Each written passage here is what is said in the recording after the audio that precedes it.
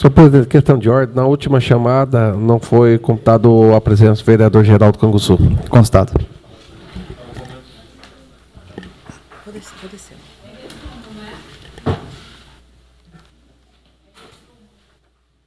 Não pode.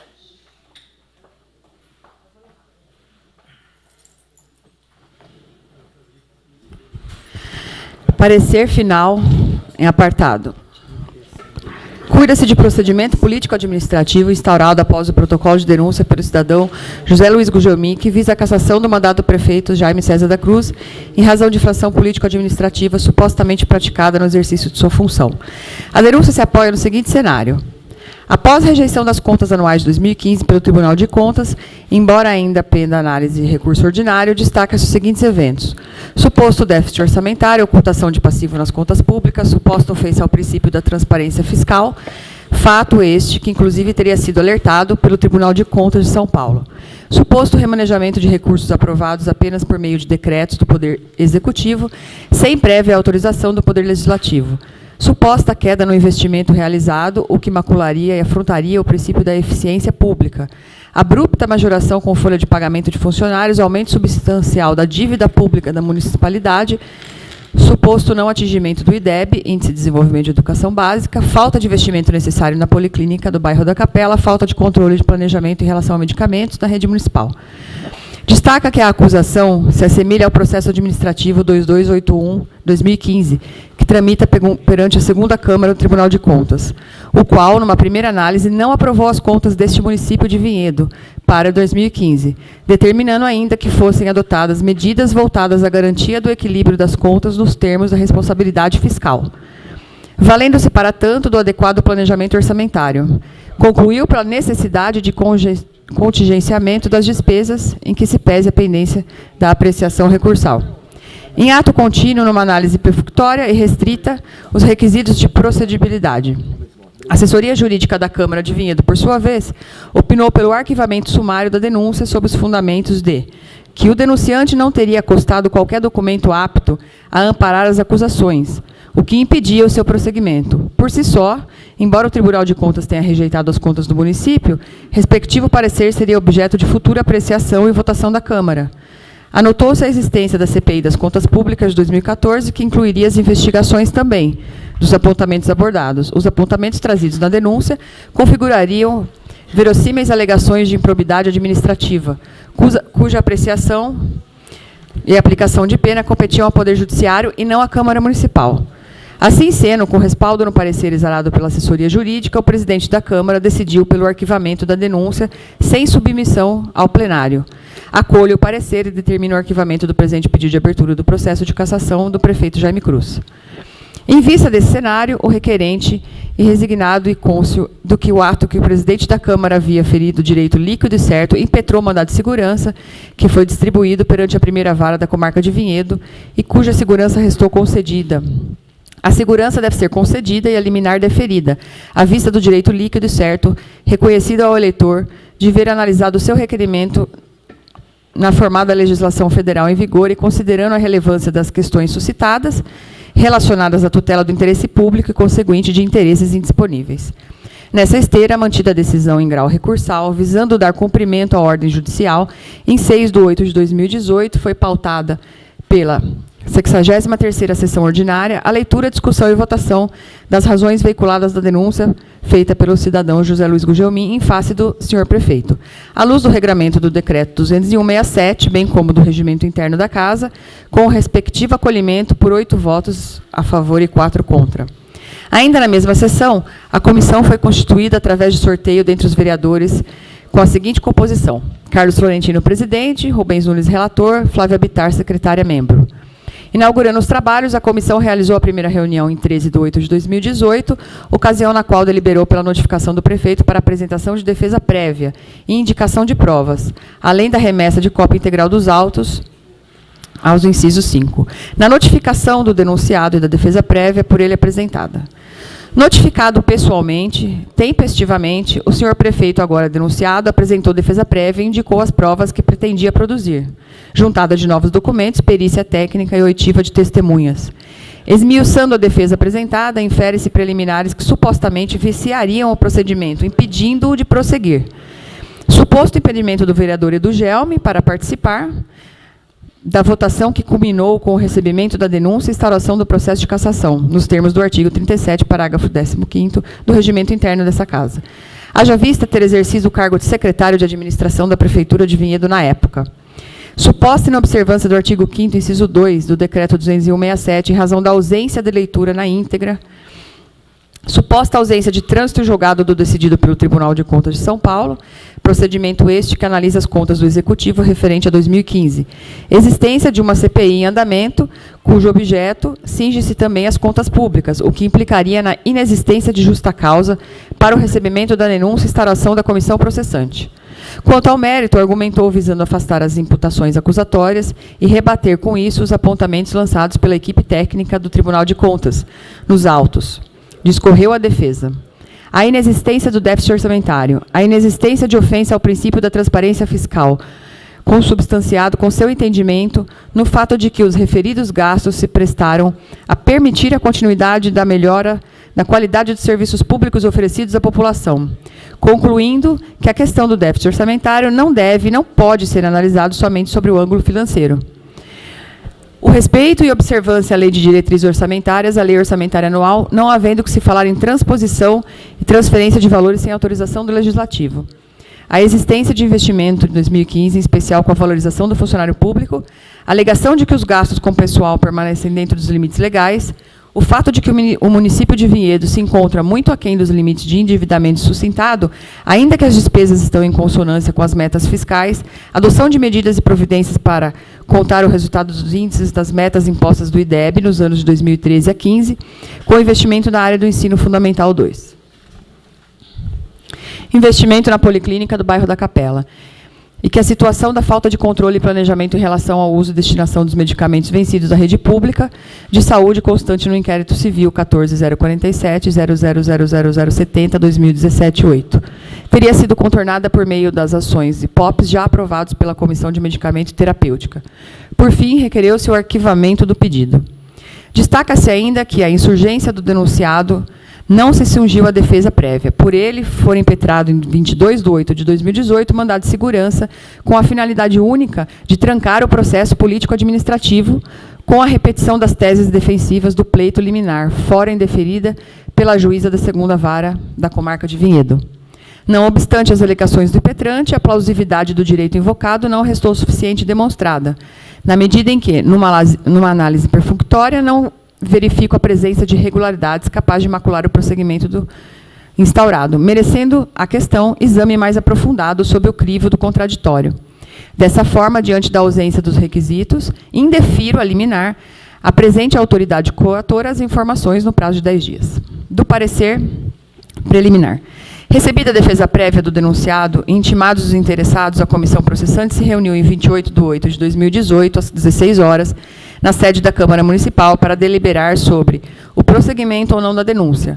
O parecer preliminar formulado nos seguintes termos.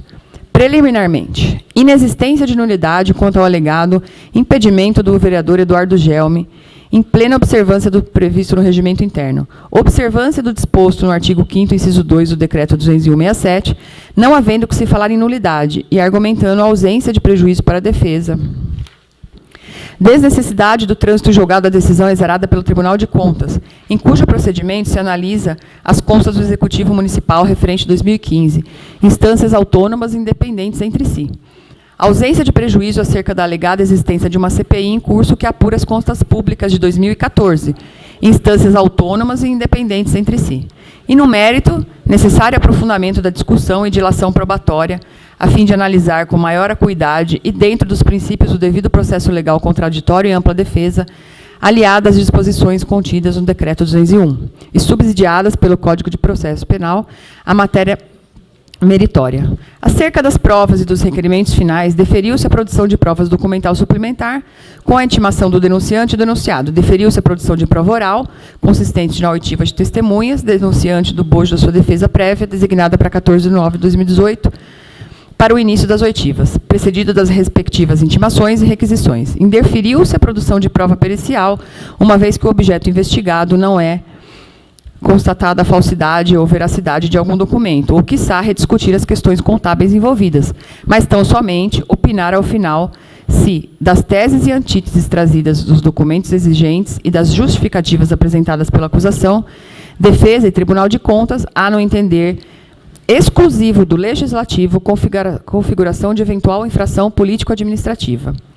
Lido e discutido, o parecer preliminar pelo prosseguimento da denúncia foi aprovado pela comissão processante, lavrou-se a terceira reunião, a qual contou com a participação também do advogado Cláudio Nava. Da instrução.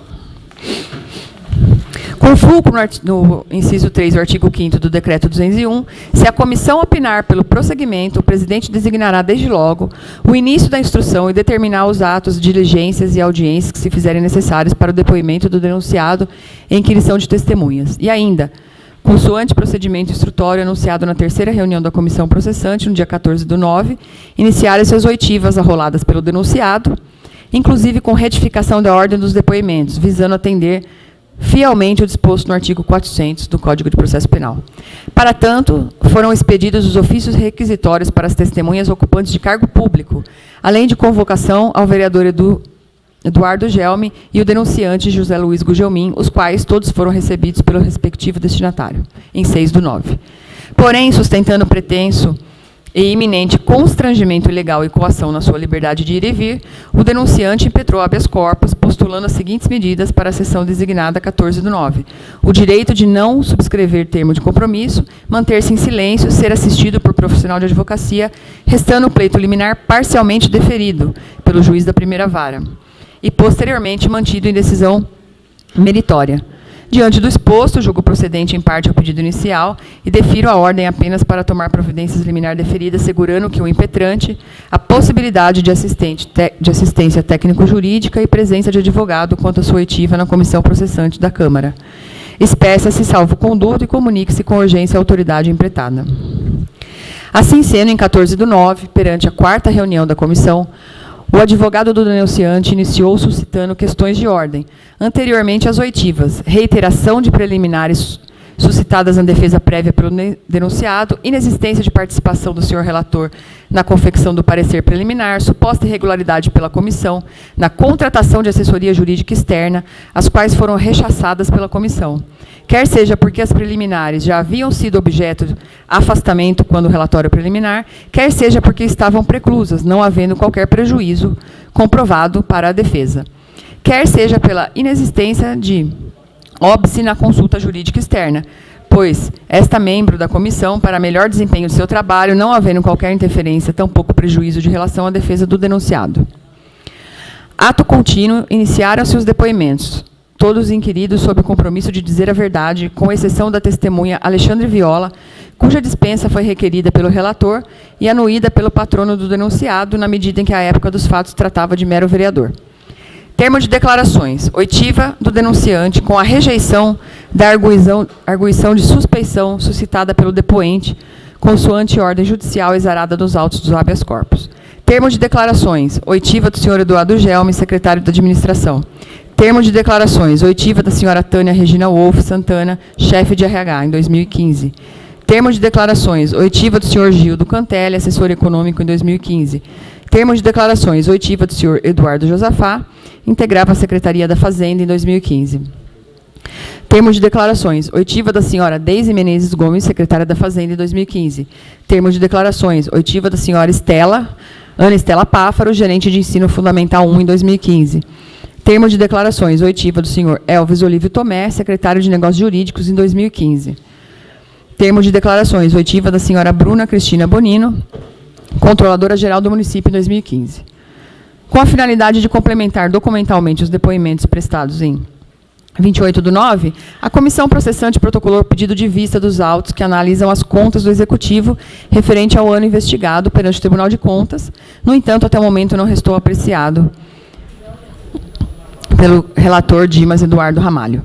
Não obstante a regularidade dos trabalhos, em 3/10, novo mandado de segurança restou impetrado pelo senhor prefeito, distribuído perante a segunda vara dessa comarca, com repetição das teses preliminares, devidamente afastadas pela comissão, quando do relatório também objeto do mandado, além de outras devidamente rechaçadas pela comissão, quando da quarta reunião ocorrida em 14/9, acerca do pleito liminar de suspensão do trâmite da comissão processante, à vista de garantir a impessoalidade, moralidade e legalidade dos atos de apuração dos fatos denunciados pelo senhor José Luiz Gugelmin, restou indeferido pelo juízo.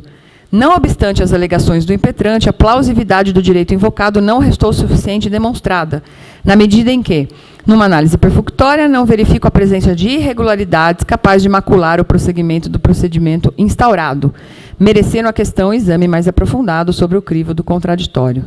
Dessa forma, diante da ausência dos requisitos autorizadores, indefiro o pedido de liminar. Seguiu-se, assim, a convocação para o ato de instrução consistente no interrogatório do denunciado, o qual fora inicialmente marcado para 10/10, e após petição do patrono da defesa, foi alterado para 15/10. Assim, em 15/10, iniciou-se a 5ª reunião da comissão processante com a presença de todos, ocasião na qual os vereadores integrantes da comissão questionaram o senhor prefeito acerca dos fatos que envolvem a denúncia. Ao final, com a anuência da defesa, o denunciado saiu intimado para apresentações de razões escritas, finalizando com isso a instrução. No entanto, diante da repetida menção pelos vereadores, pelo próprio prefeito e por algumas testemunhas por ele arrolada, sobre dados e informações pontuais, e os quais não haviam sido até então comprovados documentalmente, nem pela comissão, nem pelo denunciado, esta vereadora, na qualidade de membro da comissão, em 17/10, protocolou a petição dirigida ao presidente da comissão, requerendo a juntada de requerimentos protocolados desta Casa de Leis e direcionado ao chefe do Executivo Municipal e secretários, além de cópia de algumas respostas da municipalidade. Tendo todos por objeto questionamentos envolvendo medidas de austeridades adotadas pelo senhor prefeito ao longo de 2015, tema este intrinsecamente ligado ao que apura a comissão. Diante da relevância da documentação, acertadamente o senhor presidente da comissão despachou, considerando ao longo da sessão ocorrida em 15/10, a vereadora Flávia Bittar, atual secretária dessa comissão processante, fez menção a alguns requerimentos e respostas com posicionamentos da municipalidade sobre assuntos e objetos de investigação dessa comissão, considerando que o senhor prefeito, em algumas oportunidades, em resposta a questionamentos, lhe foram dirigidos, se manifestaria por escrito e após acesso ao integral dos documentos citados, considerando a necessidade de acurada investigações dos fatos denunciados, através de um juízo de deliberação, para que alcance a verdade real e sem que incorra em erro de valoração, quando da ponderação pelo plenário da Casa a respeito ao princípio da verdade real, da instrumentalidade da forma, intime-se o senhor prefeito denunciado, na pessoa de seu patrono, para que se manifeste sobre o teor dos documentos acostados no prazo de 2 dias. Por conseguinte, primando-se pelo contraditório e pela ampla defesa, fica alterado o prazo de apresentações, razões escritas, alegações finais pelo denunciado, que se inicia em 19/10, findando-se em 26/10, retificando a sessão da ata ocorrida em 15/10. Sobre a documentação específica, intimado o patrono do denunciado, deixou-se transcorrer em albis o prazo, cingindo-se à manifestação das alegações finais em 26/10. Por fim, acerca da reunião da leitura e do debate parecer final pela procedência ou improcedência da acusação, nos moldes do preconizado pelo inciso 5 do artigo 5º da Lei 201/67. Todos os interessados foram intimados. Das razões escritas. O senhor prefeito arguiu, preliminarmente, nulidade, ofensa ao dispositivo do artigo 37, parágrafo 15 do Regimento Interno da Câmara Municipal. Nulidade, inobservância do disposto do artigo 5º, inciso 2, decreto 201/67. Nulidade, ausência de justa causa. No mérito, deve o relatório final ser totalmente improcedente da denúncia, seguindo-se extensa abordagem sobre os itens constantes da denúncia. Eis o breve relatório.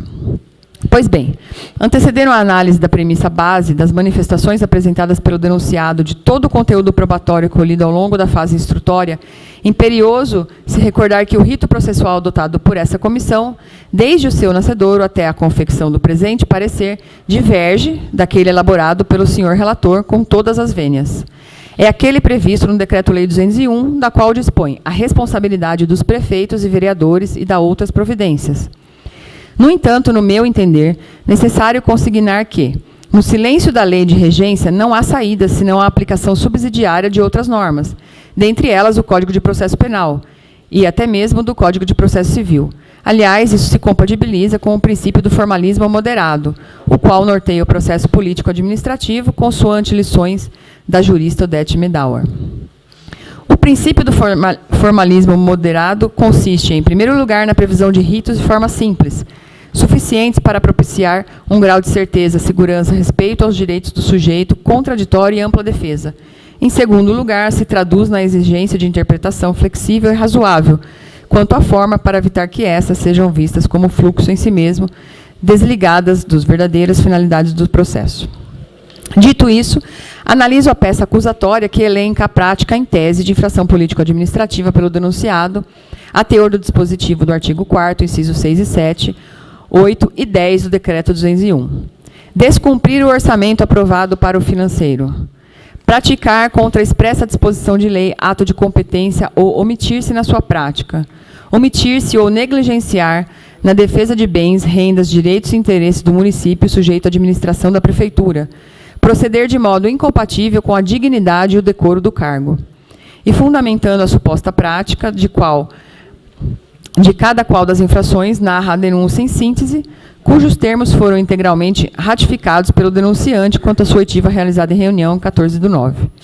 Acerca da infração descrita no inciso 6. O chefe do Poder Executivo infringiu o inciso 6 ao descumprir o orçamento aprovado para o exercício de 2015, cujo superávit financeiro previsto era de 8,54% e, na realidade, o déficit orçamentário era de 11,31%, pois em número real no montante de 19,85%. Acerca da infração descrita no inciso 7º, praticou atos expressos contra a lei e omitiu-se, eis que, conforme consta no relatório emitido pelo Tribunal de Contas, que consubstanciou a prática de atos contra a disposição expressa da lei dos seguintes artigos: 59, parágrafo 1, inciso 1 e 2, da Lei 100/00, artigos 43 e 83, ambos da Lei 4.320/67, artigos 165, parágrafo 1º e 167, inciso 6, da Constituição Federal. Acerca da infração descrita no inciso 8, configurou a omissão por negligenciar na defesa rendas e interesses do município, inerente à administração da Prefeitura. Omissão por deixar de fiscalizar e vigiar os agentes políticos, que são os secretários e os agentes públicos, diretores e assessores, pessoas de livre escolha, por ato exclusivo do chefe do Poder Executivo. Escolheu e nomeou esses auxiliares em cargos de confiança, função gratificada para auxiliar e coordenar a administração pública. Negligência por a ele exclusivamente, que tem o poder e a obrigação de fiscalizar e vigiar seus subalternos. Culpa de vigiar a execução de outrem ficou encarregado. Além do mais, a culpa imprudente ao nomear pessoas voltadas de interesse pessoal, com chavos políticos em detrimento do interesse público. E acerca da infração descrita no inciso 10, agiu em abuso de poder em tese, cooptando apoio político, barganhando cargos, e isso aos munícipes dessa urbe não podem pagar o preço por um prefeito que não possui habilidade político-administrativa para fazer a cidade ir para frente. O ACAID responde por suas atribuições, porque tem a obrigação de escolher bem os subordinados, assim assumindo a responsabilidade e o ônus de supervisioná-los. De antemão, para mim, e com respaldo da decisão exarada nos autos do mandado de segurança, folhas 24 e 34, desde o início, a denúncia reúne condições de procedibilidade na medida em que preenche os requisitos elencados na Lei Federal 201/67, pois, se for apresentada por cidadão eleitor, expõe de forma escrita e com clareza os fatos tidos por infrações político-administrativas e acosta a prova documental necessária ao início da investigação legislativa. Aliás, sobre os seus termos, restou viabilizada em plena atuação da defesa, tendo em vista a longa e articulada defesa prévia apresentada, composta de 72 páginas, de onde se presume ter havido perfeita compreensão das imputações pelo denunciado e pelo seu patrono. Acerca da leitura, votação e constituição da comissão processante em voga, trata-se de matéria preliminar, cujo enfrentamento precede ao mérito, embora repetidamente alegada pelo denunciado, na sua defesa prévia, mandado de segurança e nas alegações finais. Já foi exaustivamente rechaçada pela comissão, tanto no parecer preliminar quanto no curso das reuniões públicas realizadas nesse caso. Basta a simples conferência do teor das atas de terceiras e quartas reuniões e ainda igualmente rechaçadas em sede as informações apresentadas no referidos mandamos. Mesmo assim, enfrento-as e adianto que opino pelo afastamento de todas elas. No que tange à primeira preliminar ventilada nas alegações finais e concernente à suposta nulidade de deliberação legislativa que culminou com o recebimento da denúncia, na medida em que ela abrange a análise das contas anuais do exercício de 2015, período em que o vereador Eduardo César Gelme exerceu o cargo de secretário de administração na Prefeitura Municipal de Vinhedo, fato que teria contaminado, em tese, a votação plenária, pois estaria o parlamentar impedido de participar da discussão e votação sobre o recebimento ou não da denúncia. Nos termos do artigo 37, parágrafo 15, do Regimento Interno, respeitando o entendimento contrário, entendo que é o caso de rejeição dessa preliminar. A rejeição se dá, basicamente, com suporte em 3 fundamentos. Não vejo configurada nenhuma das hipóteses de impedimento previstas no Decreto 201, carecendo de respaldo legal a alegação do denunciado de plano, já que o denunciante é cidadão eleitor. Veja o teor, inciso 1, artigo 5º do decreto. A denúncia escrita da infração poderá ser feita por qualquer eleitor com a exposição dos fatos e da indicação das provas. Se o denunciante for vereador, ficará impedido de votar sobre a denúncia e de integrar a comissão processante, podendo, todavia, praticar todos os atos de acusação. Se o denunciante for o presidente da Câmara, passará a presidência ao substituto legal para os atos de processo e só votará, se necessário, para completar o quórum de julgamento.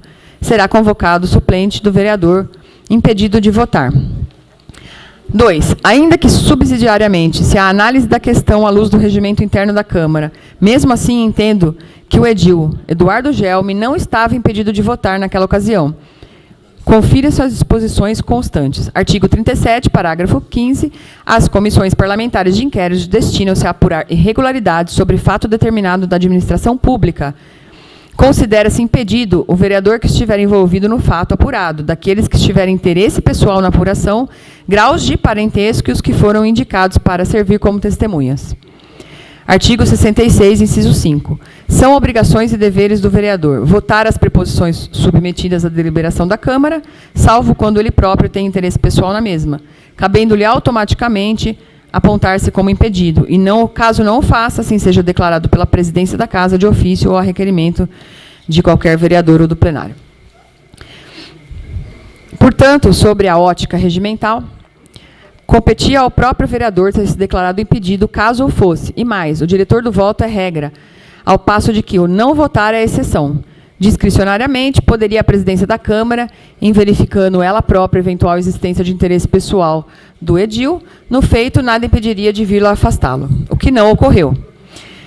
A neutralidade não pode ser confundida com a imparcialidade. É sabido que todas as pessoas possuem suas convicções religiosas, filosóficas, políticas, dentre outras, compondo toda a sua visão de um mundo e compreensão das mais variadas situações, inclusive aquelas submetidas à apreciação do julgador, cuja ausência de neutralidade é admissível no Estado democrático de direito, notadamente pela previsão do pluralismo político como um dos fundamentos da República. Artigo 1º, inciso 5 da Constituição. Nessa toada, acolher uma hipótese de impedimento não prevista em lei certamente ofende o princípio do devido processo legal, ao invés de tutelá-lo, porquanto feriria também o princípio constitucional do juiz natural, artigo 5º, 53 da Constituição, já que se instalaria um tribunal de exceção para julgamento do denunciado, artigo 5º, 37 da Constituição. E terceiro motivo, pondera-se como argumento de reforço que, na remota hipótese de interesse pessoal do referido vereador, mesmo assim a sua presença seria computada para efeito de quórum, e seu voto seria tido como em branco, para fins de contagem, que não alteraria o resultado de 1/3 dos votos que deram ensejo ao prosseguimento, processando a denúncia a presente pedido. Artigo 176. O vereador presente não poderá excusar-se de votar, deverá, porém, abster-se de fazê-lo quando se trata de matéria em causa própria. O vereador que se considera atingido pela disposição desse artigo comunicar-se-á à mesa, sua presença será havida para efeitos de quórum como voto em branco. Acerca da segunda preliminar, que sustenta a suposta nulidade da deliberação legislativa, que culminou com o recebimento da aludida denúncia, posto que não houve a leitura da denúncia em sua íntegra, mas tão somente a entrega da sua cópia no momento da sessão ordinária aos vereadores, o que, segundo o impetrante, viola o dispositivo do inciso 2, artigo 5º da Lei de Regência. Igualmente entendo que é o caso de rejeição, também desta preliminar. Dispõe o referido dispositivo legal no seu artigo 5º, inciso 2, do Decreto 201.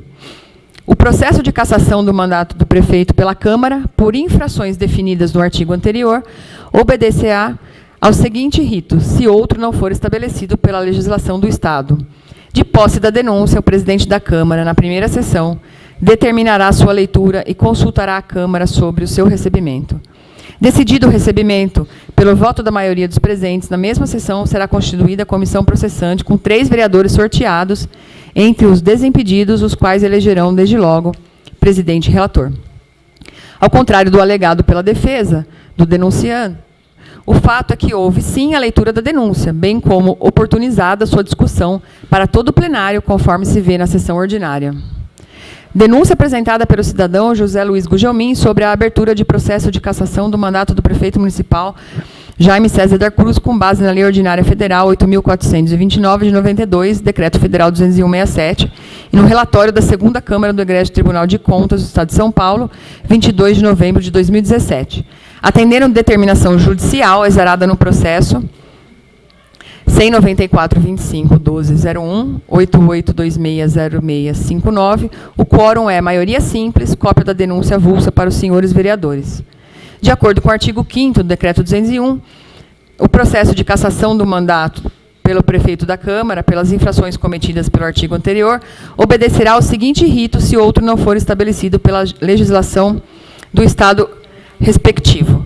A denúncia escrita da infração poderá ser feita por qualquer eleitor com a exposição dos fatos e a indicação das provas. Se o denunciante for vereador, ficará impedido de votar sobre a denúncia e de íntegra a comissão processante, podendo, todavia, praticar todos os atos de acusação. Se o denunciante for o presidente da Câmara, passará a presidência ao substituto legal para que os atos do processo votará, se necessário, para complementar o quórum de julgamento. Será convocado o suplente do vereador impedido de votar, o qual não poderá integrar a comissão processante. De posse da denúncia, o presidente da Câmara, na primeira sessão, determinará sua leitura e consultará a Câmara sobre o seu recebimento. Decidido o recebimento pelo voto da maioria dos presentes, na mesma sessão será constituída a comissão processante com 3 vereadores sorteados entre os desimpedidos, os quais elegerão, desde logo, o presidente e o relator. Assim, franqueio a palavra aos vereadores que queiram se manifestar sobre a denúncia. Seu tempo será cronometrado em 5 minutos. Algum vereador? Não havendo manifestação dos vereadores, consulta o plenário sobre o recebimento ou rejeição, acatamento ou não acatamento. Embora o plenário da Câmara tenha observado fielmente o contido no decreto-lei, fato é que, mesmo no caso de sua inobservância, o que não ocorreu, tal alegação não se prestaria para anular todo esse procedimento, visto que ausente o prejuízo da defesa do denunciado, não tendo havido qualquer cerceamento ao seu direito do contraditório, sua ampla defesa, podendo se manifestar como o fez, através de longa e articulada defesa prévia apresentada em 72 páginas. Aliás, nesse mesmo sentido, assenta a jurisprudência do tribunal. Comissão processante, participação de servidor não estável, ausência de comprovação de eventual prejuízo, essencialidade da demonstração do prejuízo concreto para o reconhecimento da nulidade do ato.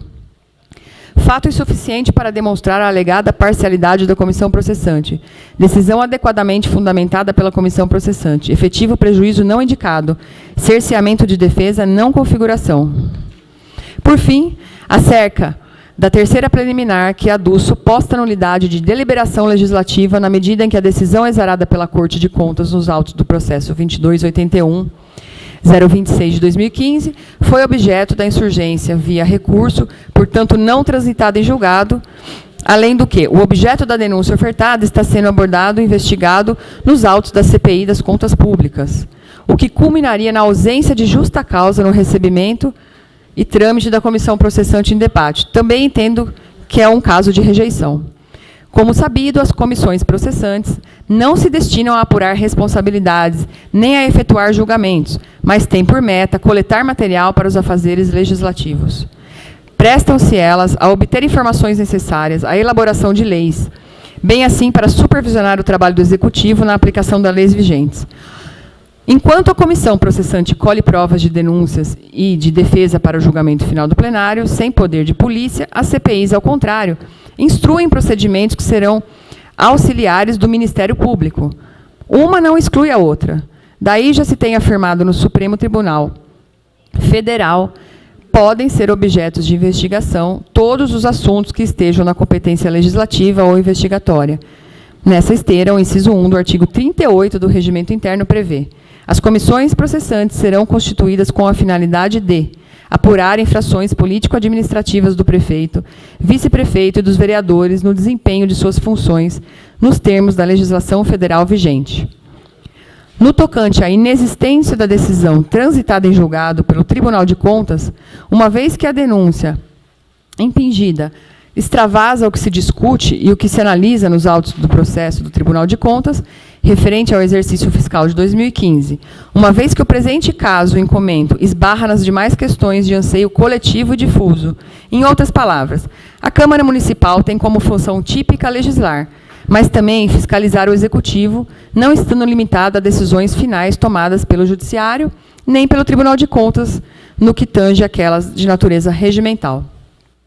E ainda, acerca da alegada ausência de trânsito em julgado perante o Tribunal de Contas, isso em nada prejudica o foco da análise desse legislativo, posto que, para julgamento da cassação do mandato, a Câmara Municipal goza de autonomia, devendo enfrentar a matéria trazida à discussão sobre juízo político. Ou seja, enquanto a Corte de Contas fará uma análise técnica, o Legislativo pode e deve realizar sua análise político-administrativa. É da sua autonomia, é a sua função, é da sociedade. Portanto, a exaustão está mais do que claro que as finalidades e objetivos de uma comissão parlamentar e de um processo judicial, ou ainda, decisão proclamada pelo Tribunal de Contas, são radicalmente diversos. Mesmo que incidam sobre os mesmos fatos, as averiguações parlamentares não se confundem com a instrução judicial, que, por sua vez, não se confunde com a análise das contas do Tribunal de Contas.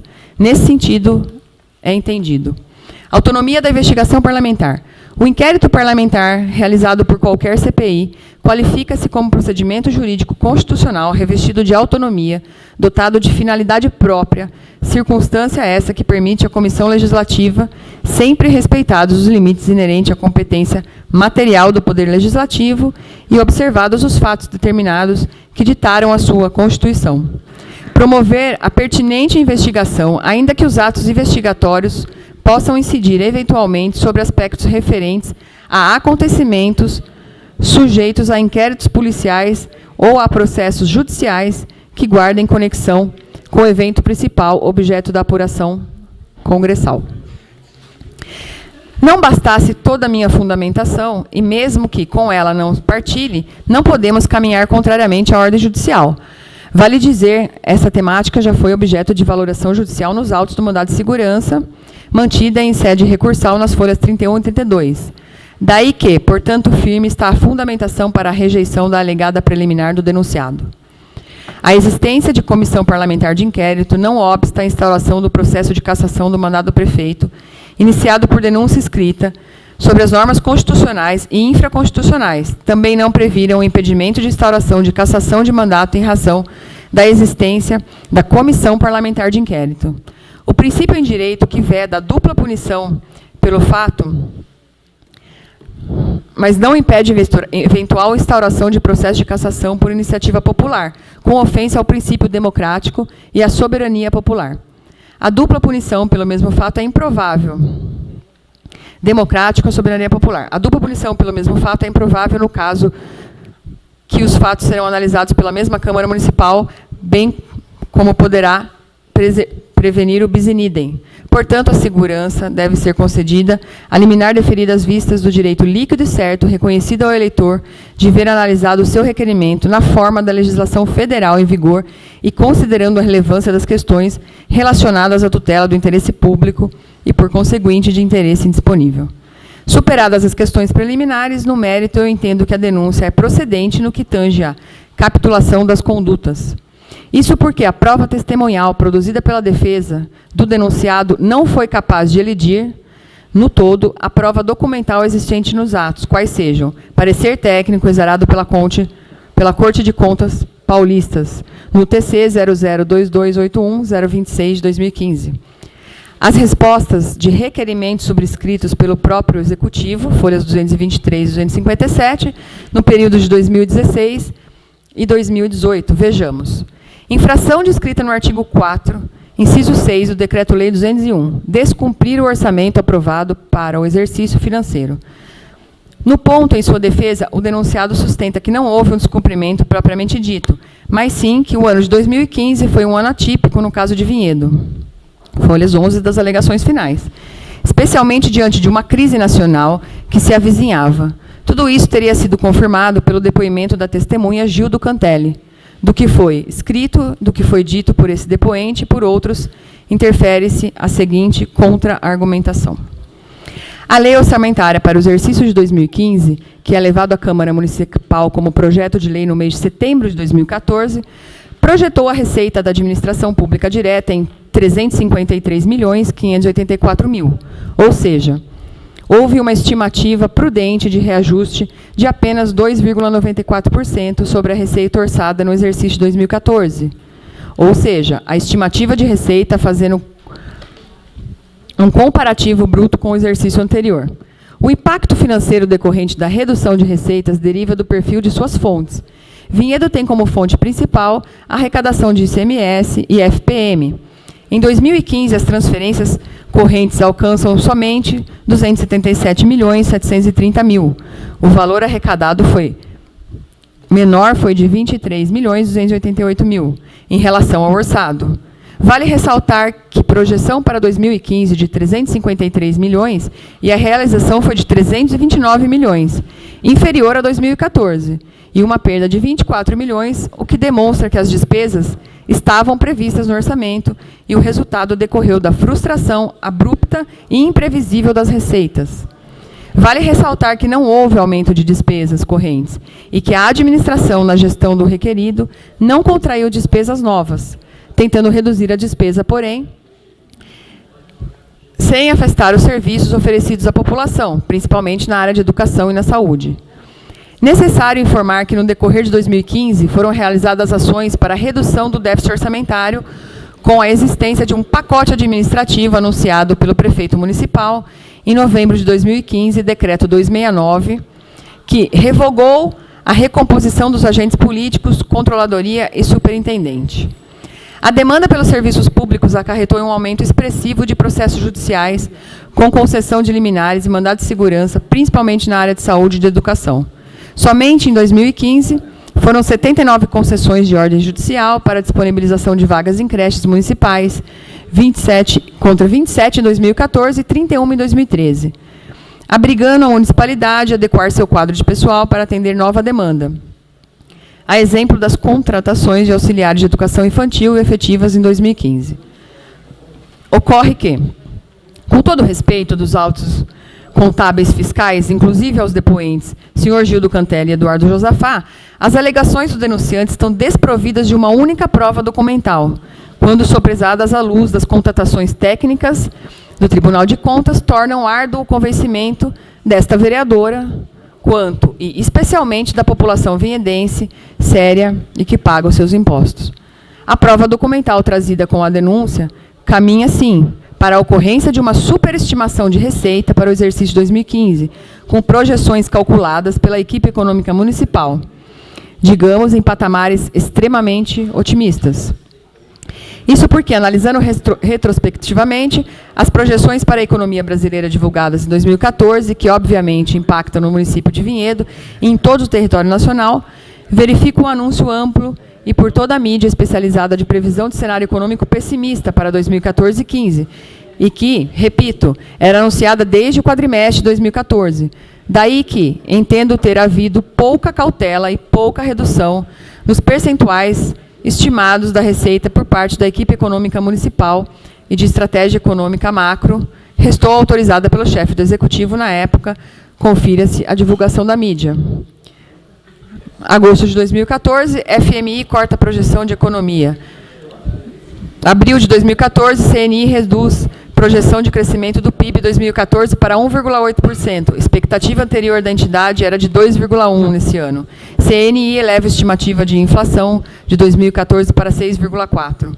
Em maio de 2014, a Organização para a Cooperação de Desenvolvimento Econômico reduz a projeção de crescimento da economia em 2014 e 2015. Em maio de 2014, Brasil não vai conseguir acompanhar o crescimento mundial. ONU diminui a projeção do PIB brasileiro para 1,7% em 2014, enquanto a média mundial deve ser de 2,8%. Daí que, neste primeiro aspecto, me filio a conclusões técnicas apontadas pela Corte de Contas acerca da superestimação da receita e não do contingenciamento de despesas, cujo desequilíbrio das contas municipais, no meu entender, fruto de uma administração inábil, mal planejada e que não foi capaz de medir e avaliar as projeções negativas anunciadas no ano de 2014, é sentido até hoje. Extraio passagem do relatório técnico no ponto. O déficit orçamentário não está devidamente amparado pelo superávit financeiro do ano anterior, o que caracteriza desequilíbrio nas contas públicas. A fiscalização constatou irregularidade e cancelamento de empenho liquidados na ordem de 18.924.000 fornecedores e diversos e de 19.344.000 encargos sociais.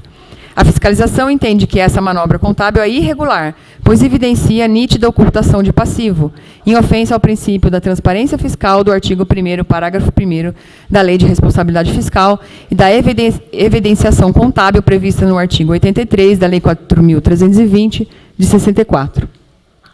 O déficit da execução orçamentária provém da superestimativa de receita, haja vista a previsão de ter superado 8,50% a efetiva arrecadação.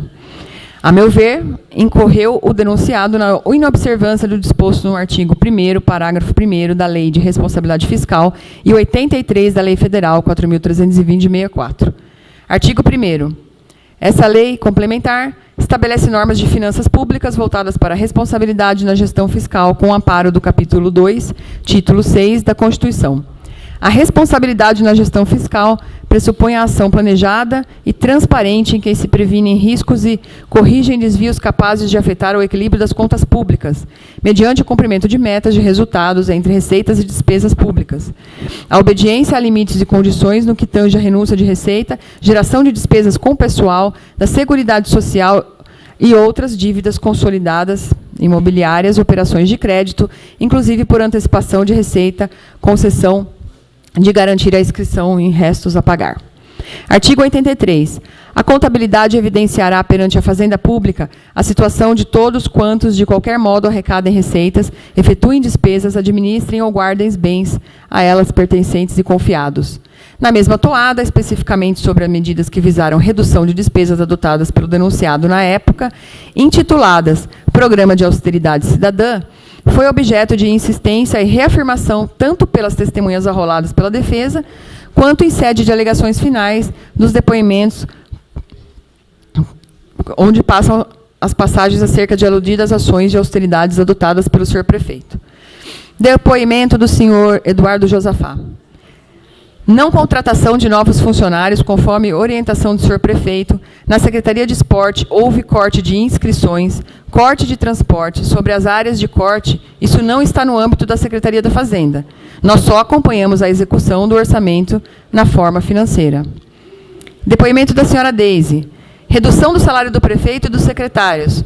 Redução de contratos e suspensão de outros, redução de energia, telefone, água, diminuição do transporte para secretarias de Esporte e Cultura, corte de kit lanche, devolução de carros locados. Depoimento do senhor Elvis. Corte do contrato de locação de veículos, ficando só os essenciais. Entre 2015 e 2016, houve a devolução dos imóveis locados. Segundo me passaram, houve uma economia de mais ou menos 41 milhões. Depoimento da senhora Bruna. No final do exercício, o prefeito determinou o corte nos salários, corte no reajuste de salários, redução de todos os contratos, devolução de parcelas de carros locados, devolução de prédios alugados, tudo isso dentro de 2015. Não ficamos inertes. Ao passo que, das alegações finais apresentadas, interfere-se os seguintes complementos, especificamente sobre o período do debate de 2015, destituídos de amparo probatório. Ainda no exercício de 2015, e já prevendo um cenário igualmente desfavorável no exercício seguinte, o chefe do Executivo determinou a redução do próprio salário e os secretários municipais no percentual de 8,34%. No mesmo momento, outras ações foram determinadas, como a revisão dos contratos administrativos vigentes por todas as secretarias municipais, visando a redução de pelo menos 10% do custo mensal. Um dos contratos reduzidos foi de locação de veículo, procedendo-se às devoluções do veículo oficial, uma redução de 10% de toda a frota de veículos locados pelas secretarias municipais. Outra medida imediata foi a redução de insumos de trabalho, como, por exemplo, diminuição de gastos operacionais, materiais de escritório, combustível. No mesmo ato, foi determinado pelo chefe do Executivo a redução de prédios alugados, redução nos gastos com telefonia, pagamento de hora extra, limitando-se àquelas de caráter essencial. Comparando as aludidas medidas de austeridade com a prova documental dos autos, verifica-se certo conhecimento superficial e impreciso na temática por parte dos próprios depoentes. Por exemplo, depoimento do senhor Eduardo Josafá. Pergunta: notamos que os cortes de gastos ocorreram em áreas básicas, transporte escolar, que é um direito adquirido, esporte deixou de ser patrocinado, porque não foi repactuado o contrato com a empresa Litucera? Por que não se cogitou diminuição de cargo de confiança? Por que na época não foi cortado o pagamento de hora extra? Por que não se extinguiram secretarias? Por que não cortaram os gastos com a festa da uva e com shows milionários? Resposta: a decisão de movimentação, cancelamento de contratos ou não, é do Executivo. Depoimento da senhora Deise. Pergunta: sobre os contratos, a senhora sabe me dizer o valor dos cortes? Agora eu não sei. Me recordo dos carros devolvidos, parte em 2005, parte em 2016. Sobre a locação de imóveis, devolvemos quase todos que eram possíveis. As secretarias se juntaram para devolver, 2015 e 2016. Praticamente nenhum contrato teve reajuste. Em 2015, tivemos a revisão de contratos e suspensão de serviços. Por exemplo, no caso da Litucera, ela fazia a poda das árvores. Em 2015, passamos para a prefeitura e nós que recolhemos até hoje para ter economia. O gasto com transporte da área de esporte diminuiu muito. O transporte da área de cultura diminuiu. O kit lanche que era dado aos atletas e à equipe da cultura, enquanto tinham ensaios e apresentações, esse valor foi diminuído. Pergunta: me corrija se eu estiver enganada, mas o contrato da Litucera não sofreu diminuição de valor, correto? Agora eu não sei te falar, porque eu não trouxe essas informações, mas acredito que sim, porque diminuiu o serviço. Pontualmente, acerca do contrato com a empresa Litucera, a documentação não ampara a informação da então secretária. Isso porque, das mediações acostadas das folhas 222 e 257, verifica-se manutenção do custo contratual mensal ao longo de 2015, o sinal de um início de redução a partir de outubro de 2016 e uma elevação aos valores iniciais de junho de 2017, permanecendo crescente no exercício de 2018. Além do que, especificamente acerca do salário do prefeito e dos secretários, o contrário do que alguns depoentes disseram, a medida de contenção surge-se da ausência de reajuste e não da diminuição do valor. No ponto, o depoente Elvis foi categórico. Eu orientei o prefeito a não reduzir o salário, já que dependia de uma autorização da Câmara, o que demoraria. A orientação foi quanto ao reajuste. Isso foi feito através do decreto 269 de 2015, que revogou o reajuste, mais ou menos 8%. Ademais, entendo que não foi feita a contraprova pelo denunciado acerca dos apontamentos específicos envolvendo a imputação de ocultação de passivo, de tal sorte que colaciona alguns trechos do voto do conselheiro relator Dimas Eduardo Ramalho. Conforme relatado e documentado pela fiscalização, a Prefeitura de Vinhedo cancelou empenhos de despesas executadas em 2015 para empenhá-las novamente em 2016, o que mascara o resultado da execução orçamentária do exercício em análise, bem como compromete o orçamento do exercício futuro. Esse procedimento contraria o disposto do artigo 50, 2 da LRF e 60 caput da Lei Federal 4.320/64, bem como não obedece o regime de competência determinado no artigo 35 da Lei Federal 4.320/64, além de caminhar na contramão do equilíbrio da transparência da gestão pública, regidos pela Lei de Responsabilidade Fiscal, notadamente seu artigo 1º, parágrafo 1º. Assim, a fiscalização inclui, no resultado da execução orçamentária de 2015, um montante de R$ 38.268.000 entre despesas executadas com empenho posteriormente cancelados e valores referentes a encargos sociais, INSS patronal e FGTS, que não foram recolhidos, com empenhos anulados previamente a eventuais acordos de parcelamento de débito. Feitas essas considerações, verifico que o déficit orçamentário do Executivo foi de R$ 37.173.000, equivalente a 11,31%, portanto, superior ao limite de 30 dias de arrecadação, usualmente tolerado por essa Corte de Contas. Esse déficit não está amparado em superávit financeiro do ano anterior, que foi de apenas R$ 213.000. Por fim, chama a atenção a questão envolvendo os encargos sociais patronal, INSS, cuja inadimplência municipal perdurou de março a novembro de 2015 e ainda, cuja confissão de não recolhimento consciente foi assumida pelo denunciado em seu interrogatório. Extraio algumas passagens do depoimento. Quem governa uma cidade tem que ter na cabeça prioridades. Optei por priorizar o salário dos servidores. Optamos por deixar a parte do empregador. Foi opção. Ou recolhia FGTS e INSS, ou pagava o salário dos funcionários. Opção. Ou continuava investindo na compra de microdicamentos, ou pagava FGTS e INSS. Foi uma opção. Ou reabriria a Santa Casa, ou recolhia. Foi opção do governo deixar. Tanto é que, em 2016, entramos no parcelamento.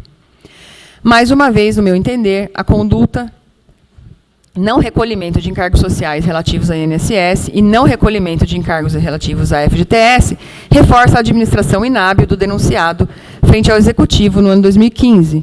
Afinal, tratava-se de despesas certamente previstas e contabilizadas no orçamento, aprovado para o período e cujo remanejamento de valores ao longo do exercício visando cobrir outros gastos, parece ter havido parcelamento dos encargos relativos à INSS, cota patronal, serviu de estopim para a elevação da dívida a longo prazo, conforme anotou o conselheiro relator Dimas Eduardo Ramalho. Com relação ao endividamento, a dívida de longo prazo deu um salto de 215%, devido principalmente ao parcelamento de débitos previdenciários. Já a dívida de curto prazo indica a situação de liquidez, visto que dispõe do município 0,75 centavos para cada R$1 exigível, mesmo sem considerar o feito dos empenhos cancelados. Portanto, diante do bojo probatório, encartado nos autos acerca da infração político-administrativa, prevista no inciso 6 do artigo 4 da Lei 201/67, acolho a denúncia no ponto. Infração descrita no artigo 4º, inciso 7, decreto 201, praticar contra expressa disposição de lei, ato de sua competência ou omitir-se na sua prática. Sobre a imputação trazida na denúncia, a defesa e os depoimentos caminham com sentido a demonstrar que, uma vez ciente dos alertas emitidos pelo Tribunal de Contas, as secretarias e o Executivo passaram a adotar medidas corretivas, não tendo existido qualquer inércia da administração na época, afastando com isso a imputação de violação do artigo 59, parágrafo 1º da Lei 101. O Poder Legislativo, diretamente ou com o auxílio dos tribunais de conta e do sistema de controle interno de cada poder e do Ministério Público, fiscalizarão cumprimento das normas desta lei complementar, com ênfase no que se refere. Parágrafo 1º. Os tribunais de conta alertarão os poderes, os órgãos referidos no artigo 20, quanto constarem a possibilidade de ocorrência de situações previstas no inciso 2 do artigo 4º. Artigo 9º. Se verificado ao final de um bimestre que a realização da receita poderá não comportar o cumprimento das metas de resultados primários ou nominais estabelecidos no anexo das metas fiscais, os poderes e o Ministério Público promoverão por ato próprio e nos montantes necessários, nos 30 dias subsequentes, limitação de empenho, movimentação financeira segundo os critérios fixados pela Lei de Diretrizes Orçamentárias. Sobre os créditos suplementares, pouco ou quase nada foi dito, tampouco acerca dos preceitos estampados no artigo 43 e 83 da Lei 4.320.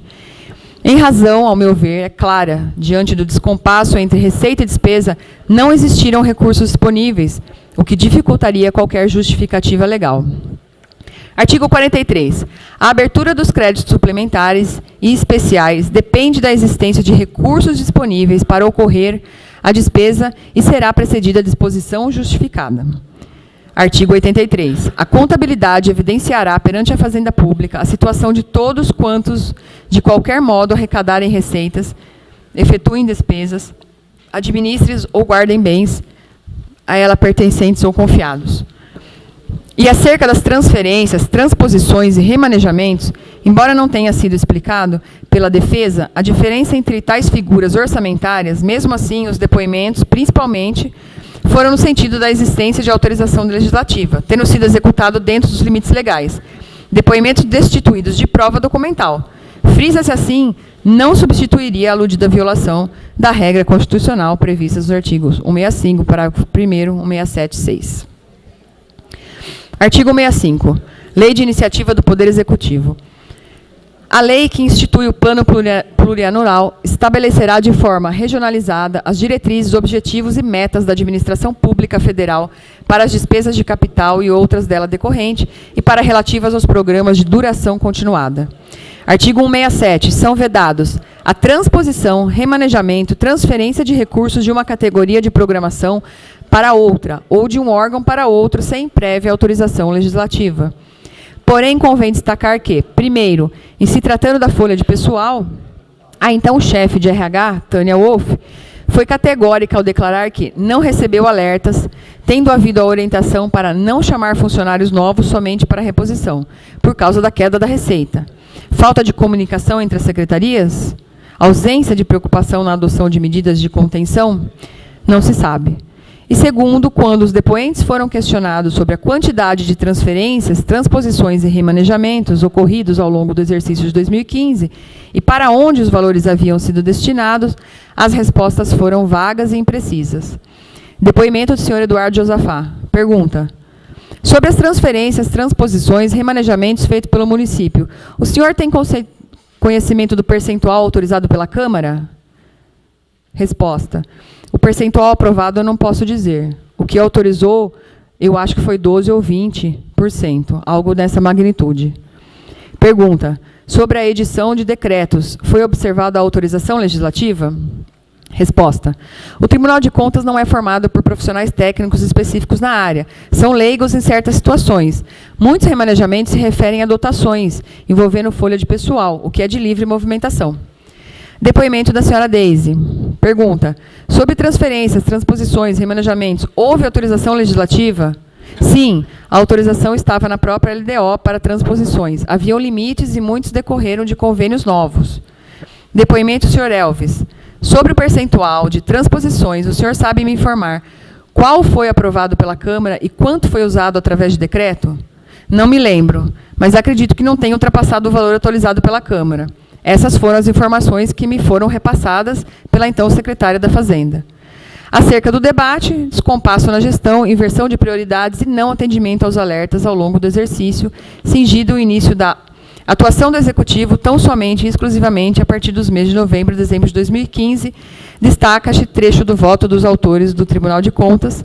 Note-se que o município foi alertado por 3 vezes sobre o descompasso entre a receita e despesa, porém não conteve gasto adiável ou não obrigatório. A exemplo, 1.602.000 gasto com shows de artistas de renome no cenário nacional.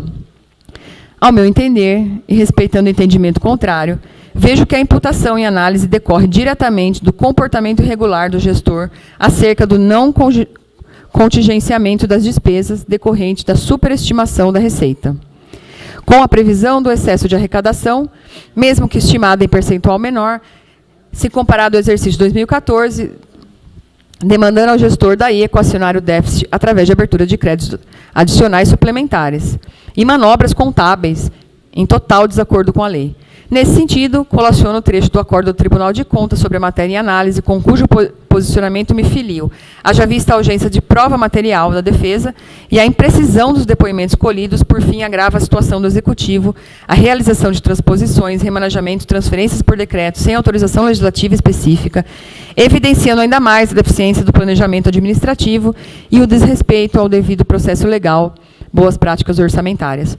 Sobre essa ótica, com respaldo no acervo probatório cerca da infração político-administrativa, prevista no inciso 7, artigo 4º da Lei 201, acolho a denúncia no ponto. Infração descrita no artigo 4º 8º, decreto 201. Omitir-se e negligenciar da defesa de bens, rendas, direitos e interesses de município sujeito à administração da prefeitura. Aqui chamo a atenção dos nobres pares para a ausência de um equacionamento saudável entre as condutas adotadas pelo gestor público, as quais, no meu entender, resvalaram sobre a renda municipal e culminaram na situação de ter que se escolher o menor interesse para se investir. O depoimento da senhora Deise, tivemos a exata compreensão numérica percentual sobre a destinação dos recursos públicos na cidade de Vinhedo no ano de 2015. 27,99% saúde, 33,58% educação, 53,47% folha de pagamento. Há muito a folha de pagamento por si só quase supera o montante dos recursos destinados para atendimento dos serviços essenciais. Daí que o questionamento ressurge. Na época, por que o senhor prefeito não cogitou a diminuição de cargos de confiança? Na época, por que o senhor prefeito não cortou o pagamento de hora extra? Na época, por que o senhor prefeito não extinguiu as secretarias? Não se trata de escolher aprovar as contas ou trazer o caos para o município. Como foi dito pela depoente, trata-se de adoção de uma política pública coerente, transparente e efetiva. Do depoimento do senhor prefeito, nota-se que a questão envolvendo a folha de salário é crítica e a solução demandada à elaboração do projeto de lei que uniformize o regime de trabalho do servidor, já que perdura o regime misto na cidade de Vinhedo. Daí surge o questionamento. Ciente do imbróglio, por que o senhor prefeito insiste com a política de salários mais onerosas aos cofres públicos até hoje? Ainda do depoimento do senhor prefeito, o não recolhimento da cota patronal do INSS e do FGTS foi uma opção de governo. Quem governa uma cidade tem que ter prioridades na cabeça. Será que o senhor prefeito sopesou que a conduta de não recolher os encargos sociais elevaria abruptamente o percentual da dívida a longo prazo? Com respaldo nessas circunstâncias e ausente qualquer prova em contrário, acolho a denúncia no que tange à prática da infração político-administrativa prevista no inciso 8º, artigo 4º do Decreto-Lei 201/67. Infração descrita no artigo 4(10). Procede de modo incompatível com a dignidade e o decoro do cargo. Por fim, acerca da alegada infração ética, valiosas são as lições do professor Miguel Reale sobre a quebra de decoro parlamentar. É a existência de um ato que, por sua natureza, possa configurar objetivamente uma infração de dever político determinado, quando não há qualquer correspondência lógica entre o supedâneo fático, para empregarmos expressões de Pontes de Miranda, e a norma constitucional invocada, o que surge sobre a aparência de um processo e o abuso do desvio de poder com decorrência o puro querer da maioria. É certo que o representante do povo deve pautar sua conduta pública e privada pelo respeito às leis, aos princípios da moralidade, ao interesse público, andar conforme a ética, os bons costumes. Afinal, o cidadão que se candidata a cargo público tem no mundo público que ser exemplo à coletividade.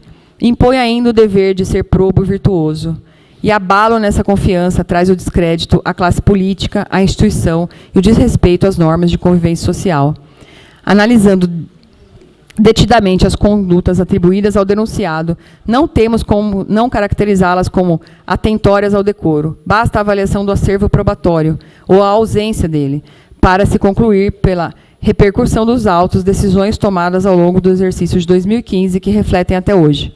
E justamente pela repercussão negativa, o sério risco de descrédito e dano, muitas vezes irreparável, à imagem ou dignidade da instituição pública, é que o Instituto do Decoro Parlamentar foi inserido na Constituição.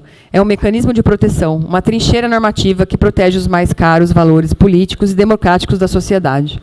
E mais, na visão de Carla Teixeira, a compreensão de que o universo da honra, a conduta desonrada, não se esgota o indivíduo, mas compromete todo o coletivo que permanece. Pois, se um membro partilha da honra do seu grupo e com esse identifica predominantemente, a sua desonra se reflete a honra de todos. Havia, assim, uma honra coletiva a ser preservada, que encontrou expressão na noção do decoro parlamentar. Portanto, também sobre esse enfoque, acolho a denúncia no que tange a prática de infração político-administrativa do inciso 10 do artigo 4. Conclusão. No presente caso, respeitando o entendimento contrário, entendo que restou evidenciado que o denunciado, na qualidade de chefe do Executivo, no exercício de 2015, não exerceu a prática obrigatória de seguir um procedimento administrativo pré-estabelecido em lei, no qual as formalidades legais não podem ser suprimidas ou substituídas por outras, que não aquelas que devem obedecer aos princípios constitucionais explícitos e implícitos constantes no artigo 37 caput da Constituição Federal. A falha da atual administração não pode e não deve ser aceita por essa Casa de Leis, imbuída do dever fiscalizatório dos atos do Executivo. Na administração pública não há liberdade nem vontade pessoal. A lei, mais expressamente o sistema legal, é fundamento jurídico de toda e qualquer ação administrativa. Gestor público deve atuar com zelo, honestidade, privilegiando o interesse público. Diante de tais apontamentos, sobesados à luz das provas dos autos, todos valorados visando a busca da verdade real, não há como deixar de se reconhecer a procedência da denúncia, especialmente porque é ausente de contraprova firme, pontual e específica sobre cada qual das condutas analisadas, já que menção genéricas desprevidas de documentos e sem mais mínima indicação de tempo ou forma, tais como se verificou. Especialmente acerca das imputações contábeis propriamente ditas, não há como desprezar a análise técnica do Tribunal de Contas sobre as contas do Executivo de Vinhedo, referente ao ano 2015, que serviram de respaldo ao conselheiro Dimas Eduardo Ramalho, pela reprovação daquelas contas públicas. Daí que me valho da presunção judicial como razões de decidir consoante lições, conforme a interferência do fato probado, por meio de fato comprovado pelo juiz, pelo legislador, fala-se em presunção judicial. Tem-se aqui a dedução da ocorrência de um fato pela verificação de provas de outro, através de raciocínio executado exclusivamente pelo juiz, na lição do adquirido conhecimento, fato secundário de materiais e provas. O fato se tornado incontroverso em razão de não contestação, elaborado pelo raciocínio judicial, dirigido a ele o fato ignorado da presunção judicial. No mesmo sentido, o artigo 239 do Código de Processo Penal considera-se indício a circunstância conhecida e provada, que, tendo relação com o fato, autorize por indução concluir-se a existência de outras circunstâncias. E não menos importante, o artigo 373 do Código de Processo Civil, o ônus da prova incumbe ao autor quanto ao fato constitutivo de seu direito, ao réu quanto à existência de fato impeditivo, modificativo, extintivo de direito. E os indícios da autoria em relação às infrações imputadas no bojo da denúncia são contundentes, especialmente se analisados em compasso com o frágil, imprecisa e genérica prova oral colhida ao longo da instrução. Minha valoração externada no presente parece não ser amparada de valores subjetivos ou morais ou puramente políticos, os quais, embora talvez ainda assim pudessem ser aceitáveis, não se sustentariam. Afirmo, com base em argumentos jurídicos, em especial com respaldo na doutrina do direito brasileiro. A Constituição da República ampliou sensivelmente as atribuições do Legislativo para fiscalização e controle dos atos da administração em geral, nos termos do inciso 10, artigo 49. Função essa que, no dizer, não é uma faculdade inferior ou adjacente às leis. Pelo contrário, necessária a própria elaboração das leis, a fim que o Legislativo reconheça como funcionam os órgãos, sobretudo do Executivo, em relação ao qual exerce amplo controle. E arremata, não se pode dizer que essas funções essenciais são consequência da natureza da mesma Câmara Legislativa sejam facultadas. Partilhando o idêntico posicionamento, o jurista Alfredo Augusto Becker. Assim sendo, o agente político é dotado de poderes e deveres expressos em lei, devendo pautar seu comportamento em 4 regras de observância permanente e obrigatória para alcançar uma boa gestão: legalidade, moralidade, impessoalidade e publicidade. Esses são os padrões da atividade pública, não outros. Não a vontade pessoal, não a avaliação subjetiva. Por isso é que cada agente administrativo é investido de necessária parcela de poder público para desempenho de suas atribuições. Quem os detém há sempre a obrigação de exercitá-lo, e por isso mesmo, assim, não estamos alheios à lei. A presunção de inocência é uma garantia constitucional, não tem o condão de afastar o homem público do dever. Conforme exaustivamente demonstrado nesse parecer, a responsabilidade penal, administrativa, civil, político-administrativa são independentes, e o fato de um ato ser definido como crime, em tese, não impede o julgamento pelo Parlamento e a aplicação de cassação a seu membro na defesa de instituição de honra. Aqui não adentro e nem adentrarei no juízo de culpabilidade penal ou civil, mas sim no juízo de verificação das alegadas condutas e infrações político-administrativa. Não afirmo culpa criminal do denunciado, nem pretendo prová-la. Estou, assim, exercendo julgamento interna com respeito ao devido processo legal e à ampla defesa, e enquadrando tecnicamente como típicas as condutas descritas na denúncia, conforme restou provado. Face ao exposto, e em conformidade com a legislação pertinente sobre a matéria em questão, Entendo que as provas constantes dos autos do presente procedimento administrativo de cassação de mandato comprovam as imputações trazidas pela denúncia e prática pelo senhor prefeito municipal, Jaime César da Cruz, das infrações políticos-administrativas elencadas nos incisos 6, 7, 8 e 10 do artigo 4 do Decreto-Lei 201/67, as quais fogem, portanto, aos padrões da legalidade e da moralidade vigentes, razão pela qual opino pela procedência da acusação ofertada pelo senhor José Luiz Gugelmin. É o meu relatório. Ai, pra puta que pariu. Ufa, eu.